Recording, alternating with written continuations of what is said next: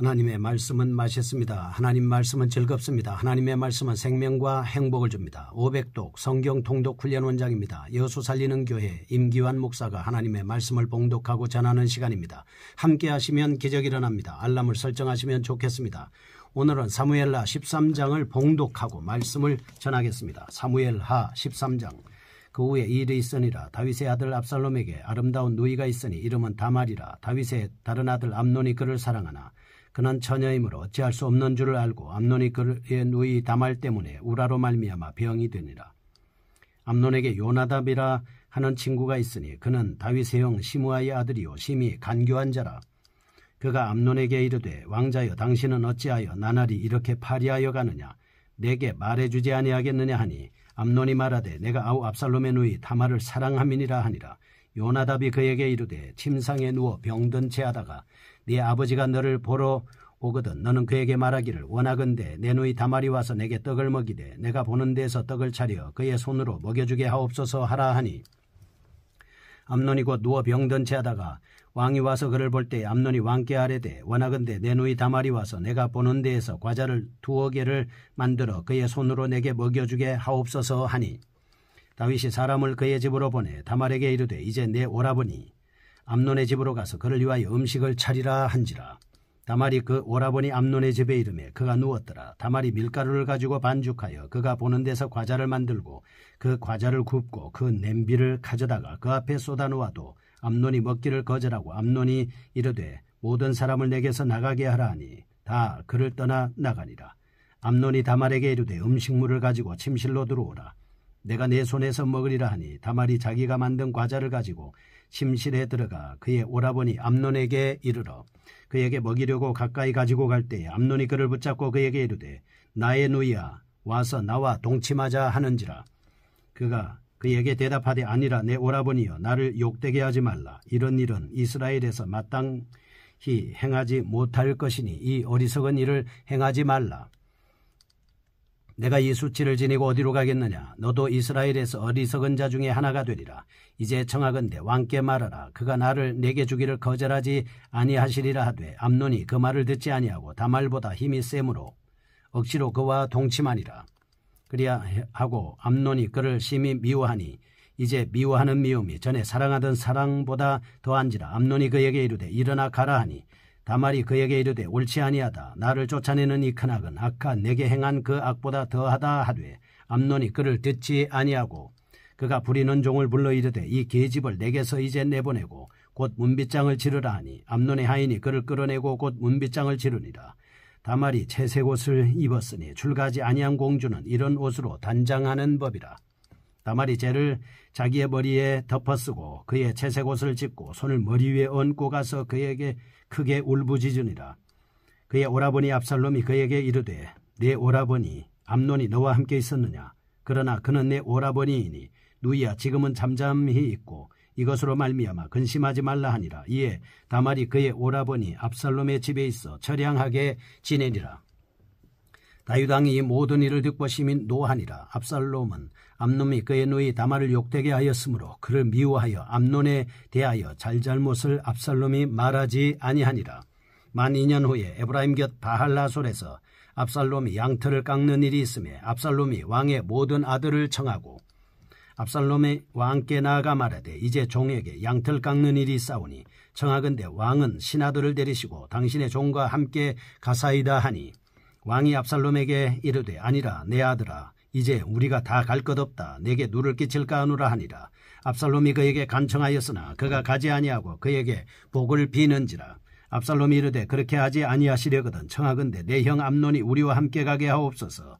왕이 그에게 이르되 그가 너와 함께 갈 것이 무엇이냐 하되 압살롬이 간청하며 왕이 암논과 왕의 모든 아들을 그와 함께 그에게 보내니라. 압살롬이 이미 그의 종들에게 명령하여 이르기를 너희는 이제 암논의 마음이 술로 즐거워할 때를 자세히 보다가 내가 너희에게 암논을 치라 하거든 그를 죽이라. 두려워하지 말라. 내가 너희에게 명령한 것이 아니냐.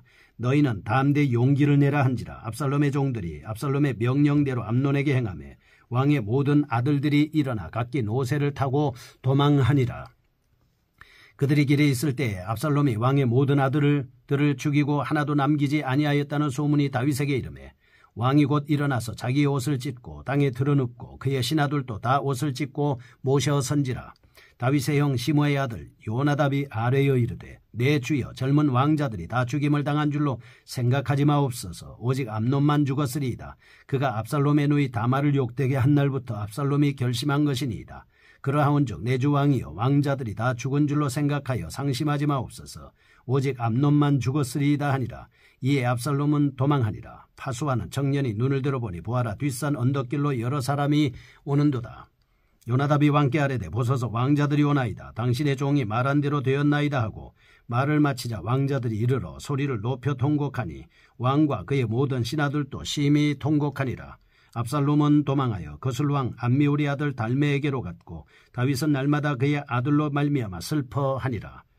압살롬이 도망하여 거슬로 가서 거기에 산지 3년이라. 다윗왕의 마음이 압살롬을 향하여 간절하니 암논은 이미 죽었으므로 왕이 위로를 받았음이더라. 아멘. 사무엘하 13장입니다. 암논의 추원과 압살롬의 복수하는 장면입니다. 12장에서 우리는 다윗의 범죄로 인해서 다윗가의 재난이 임할 것을 경고하셨고 12장에서부터 20장에 이르기까지 그 경고가 성취되는 장면입니다. 그 중에서 오늘 13장은 다윗의 장남 암논이 누이 동생 다말을 범한 사건입니다. 20절에서 29절 그로 인해 다말의 오빠 압살롬이 계획적으로 암논을 살해하는 장면입니다.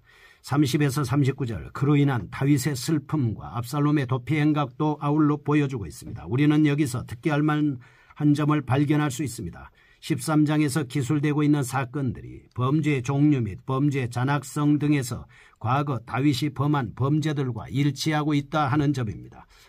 암논이 다말에게 저지른 추행 사건이나 압살롬이 암논에게 저지른 살인 사건은 보통 일반적인 가정 내에서는 결코 있어서는 안 되는, 있을 수조차 없는 끔찍한 사건으로 이는 밧세바와 우리아에게 행한 다윗의 잔인무도한 범죄에 대응되는 사건입니다. 다시 말해서 이는 다윗의 간음죄와 살인죄가 그 가정 내에서 고스란히 재현된 셈이라 하는 의미를 지닙니다. 따라서 우리는 압살롬이나 암논의 범죄는 그들의 아버지 다윗의 선례를 따른 것으로서 아버지의 악한 영향의 결과라고 볼 수 있습니다. 이 같은 사실에서 첫째, 한 가정의 명예나 행복은 부모들의 경건성에 달려있다는 사실. 둘째, 하나님께서 택하신 자녀의 범죄에 대한 보응을 반드시 하나님이 하신다는 사실입니다.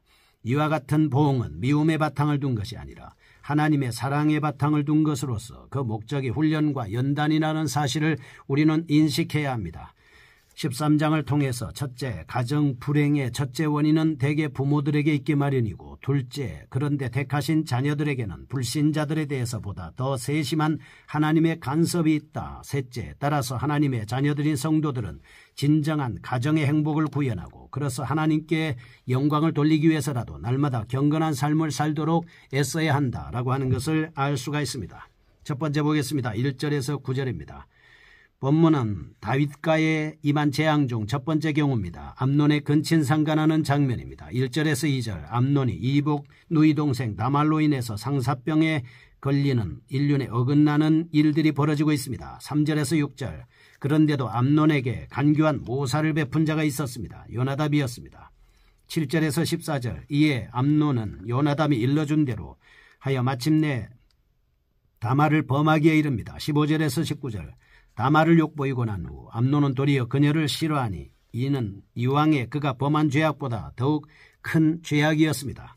우리는 이런 본문에서 정욕의 하수인이 되어 자기 인생을 파멸로 이끌어간 한 인생을 볼 수 있습니다. 암논은 다윗의 장자였습니다. 고도의 근동지방의 관례에 따르면 왕이 계승 서열상 1위 아니겠습니까? 신정국가 내에서도 도저히 용납할 수 없는 근친상간을 범함으로써 스스로 자기 무덤을 팔고 말았습니다. 사실 근친상간은 이스라엘 내에서 수간이나 남색하는 죄와 같은 범죄 행위입니다. 의기양양했던 암논은 이제 이 범죄로 말미암아 하나님의 백성 앞에서 버림받는 불행한 인생이 될 수밖에 없습니다. 20에서 29절 암논이 다말과 강제로 동침한 후 그녀를 무자비하게 증오하며 내쫓는 행위는 변태 성욕적인 행동입니다. 이로 인해서 압살롬의 보복을 받아서 죽게 됩니다. 암논은 정욕에 사로잡힌 노예로 살다가 정욕 때문에 자기를 파멸로 이끌게 만들고 마는 불행한 사람이 되고 만 것입니다. 우리는 이와 같은 역사적인 사실을 통해서 첫째, 인생의 행복을 가로막는 것은 정욕이다. 둘째, 인생의 정욕에 사로잡히게 되면 앞뒤 분간을 할 수 없게 된다. 셋째, 결국 파멸의 길로 들어서게 된다는 진리를 발견할 수 있습니다. 하나님으로부터 부르심을 받은 여러분과 저는 정욕의 미혹됨이 없어야 할 터인데 그러기 위해서는 날마다 하나님의 말씀과 기도로 무장해야 합니다. 두 번째입니다. 20절에서 29절 압살롬 복수합니다. 암논의 근친상간에 이어 또다시 찾아든 다윗과의 두 번째 재난입니다. 형제 살인이 벌어지고 있습니다. 압살롬에 의해 암논이 살해당하고 있습니다. 20절에서 22절 압살롬은 자기의 동복 누이 동생 다말을 욕보인 암논에게 앙심을 품습니다. 23절에서 27절 복수할 계획을 꾸미고 이를 추진합니다. 28절에서 29절 마침내 암논을 살해하고 맙니다. 따라서 우리는 이를 칼이 내 집에서 영영이 떠나지 아니하리라 말씀하신 12장 10절에 하나님의 말씀이 예언이 성취된 것입니다. 우리는 이런 본문에서 압살롬의 복수심이 크게 작용하여 결과적으로 암논이 비참하게 죽게 된 사실을 발견하게 됩니다. 압살롬은 자기 누이 동생 다말이 암논에게 추행당한 이후부터 계속적으로 암논을 죽여야겠다는 무서운 복수심의 노예가 되어 있었습니다. 그래서 암논의 추행에 대하여 언급조차 하지 않았고 22절에서 23절 2년 동안이나 암논을 살해하기 위한 계획만을 세워왔습니다. 23절에서 29절 2년 후 계획대로 암논을 양털 깎는 날 축제에 초청하여 그를 모살하게 된 것입니다. 우리는 이러한 역사적인 사실을 통해서 압살롬이 마침내 살인 죄를 저지르게 된 결정적인 요인을 분석해 볼 수 있습니다. 객관적인 동기는 암논의 근친상간죄였지만 그보다 더 중요한 내면적인 요인은 꺼질 줄 모르는 압살롬의 복수심이었습니다. 모든 선악간의 심판을 하나님 앞에 맡기거나 또 나라의 법에는 맡기려는 마음이 추워도 없고 오직 자기 손으로 암논을 죽이려는 복수심에만 사로잡혀 있었던 것을 볼 수 있습니다. 암논의 주행에 대하여 어느 누구 분노하지 않을 사람은 없을 겁니다. 그러나 그 분노가 압살롬의 경우처럼 세월이 갈수록 누그러지지 않고 지속될 경우 결국 그것은 사람을 죽이는 파괴적인 분노가 되고 마는 것을 볼 수 있습니다. 복수심을 물리쳐야 합니다. 우리는 모든 것을 하나님 앞에 맡겨야 되지 않겠습니까? 그래서 우리가 만약에 복수심으로 죄를 짓게 된다면 그 죄는 오히려 나를 망가뜨리는 결과를 가져오게 될 겁니다. 모든 것을 하나님 앞에 맡겨야 되겠습니다. 30절에서 39절 압살롬이 도망합니다. 예루살렘에 동정을 하는 모습을 볼 수 있습니다. 압살롬의 암논 살해 사건 이후에 예루살렘을 동정하고 있습니다. 30절에서 31절 다윗은 압살롬의 사건에 대한 과장된 보고를 듣고 신하들과 함께 아연실색합니다. 32절에서 36절 왕자들이 그 보고와는 달리 무사히 예루살렘에 당도하여 대성통곡합니다. 다윗 왕과 신하들도 심히 통곡하게 되지요. 37절에서 39절 그런데 이후 압살롬이 자신의 신변의 위협을 느끼고 외할아버지 나라인 그술로 도망하자 오히려 다윗은 도피한 압살롬을 그리워하며 염려하는 모습을 볼 수가 있습니다. 이와 같은 자식의 악행은 부모의 마음을 아프게 합니다. 그러나 이와 같은 압살롬의 불효는 다윗이 뿌린 악의 열매였습니다. 첫째, 11장에서 다윗은 스스로 간음과 살인이라는 악행을 저질렀습니다. 둘째, 이러한 아버지의 나쁜 면만을 본받은 압살롬도 살인죄를 저질러 부친의 마음을 심히 번민케 하고 있습니다. 셋째, 뿐만 아니라 살인자 압살롬은 3장 3절에서 다윗이 율법을 어기고 이방 나라인 왕의 딸과 정략 결혼을 하며 얻은 불의의 자식으로 악의 씨앗이었던 겁니다. 우리는 이와 같은 사실을 통해서 욥기 4장 8절, 8장 7절, 고린도후서 9장 6절, 갈라디아서 6장 7절에서 사람이 무엇으로 심든지 그대로 거둔다는 영적 진리를 깨달을 수 있습니다. 악한 것이든 선한 것이든 그 무엇이든 그 열매가 따라온다는 사실을 분명히 기억해야 할 것입니다. 우리 자신의 분노를 버리고 하나님의 말씀으로 철저히 무장해서 우리의 마음속에 악이 나오는 것이 아니라 선으로 악을 다스릴 수 있는 여러분과 저야 돼야 하지 않겠습니까?